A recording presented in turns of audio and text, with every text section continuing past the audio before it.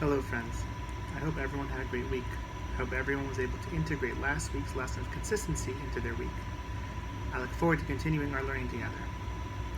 This week's Ramban will address a similar issue to that which we discussed in Parshas Noach regarding genealogy, but this time with a different focus. Parshas Toldot begins with the words Ve'ela Toldot Yitzchak Ben Avharam, Avraham holding as Yitzchak. Most genealogical lists continue to list descendants, and yet this listing includes the father. Why are we going backwards? Rashi explains because there was a suspicion that Sarah became pregnant from Abimelech because she was married to Abraham for decades with no children, and then immediately after the episode of Abimelech, she became pregnant. By mentioning Abraham olid as Yitzchak, the Torah is telling us that Yitzchak's appearance was so similar to Abraham's that there was no doubt about Abraham's paternity. Ibn Ezra explains more fundamentally that unlike the other children who moved out of Abraham's house when they were still younger and weren't raised fully in Abraham's house, Yitzchak was raised his entire life in Abraham's house, meriting a special relationship. Ramban also explains this unique presentation to explain the special relationship between Abraham and Yitzchak. He starts by laying the groundwork. It's customary for the Torah to return to the Av HaYichos, the founding father, when it comes to great people. We like to go back to the progenitor of that line.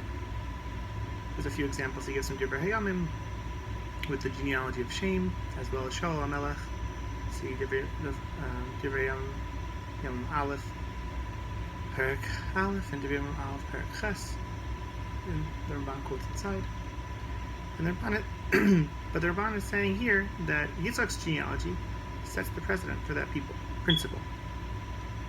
Ramban continues to show that it's more than just showing Yitzchak comes from good yichus. It's showing that he has a unique yichus to Abraham that his numerous half-brothers are lacking. The previous parsha, we just listed Yishmael and his descendants. To mirror that with Yitzchak would put them seemingly on equal footing, when we know that Yitzchak was greater. Yishmael was the Bechor, and therefore mentioned first, but Yitzchak was the better of the sons. Yitzchak's family couldn't start by mentioning Abraham and then going down, because that would include too many of the other siblings into Abraham's blessings, into that yichus that we're trying to refine. The Torah is showing that only Yitzchak was considered the son. As the Torah tells us, Hashem told Abraham, Ki v'Yitzchak yikareh lecha zara. That's in Perek Chaf Aleph Pasuk Yud Beis. The lesson that I think we can bring from this Ramban is that Ramban is helping us recognize that we come from greatness. We are the chosen people, and that's been specified multiple times throughout the Chumash. And it's repeated to remind us of our uniqueness. Having this greatness makes us also responsible to act differently. Rav Hershel Schachter once pointed out that in multiple places in Shas, the Gemara talks about an Adam Chashuv Shiny. Someone with a special status is treated differently. He has to treat halacha differently. Someone with that status needs to be more refined and deliberate in their actions and set an example for those around him.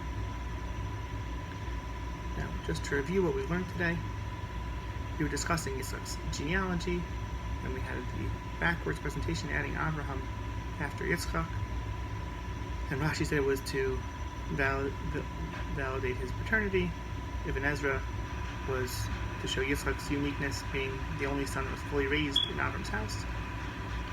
And the Ramban does it to show the unique yichus that Yitzchak has to Abraham, as him being the sole heir, or the main heir to Abraham's blessings. Only Yitzchak is unique to carry on the full lineage of Abraham with all the blessings and the responsibility that it includes. It is our job to recognize his status and carry on his legacy. Have a good Shabbos.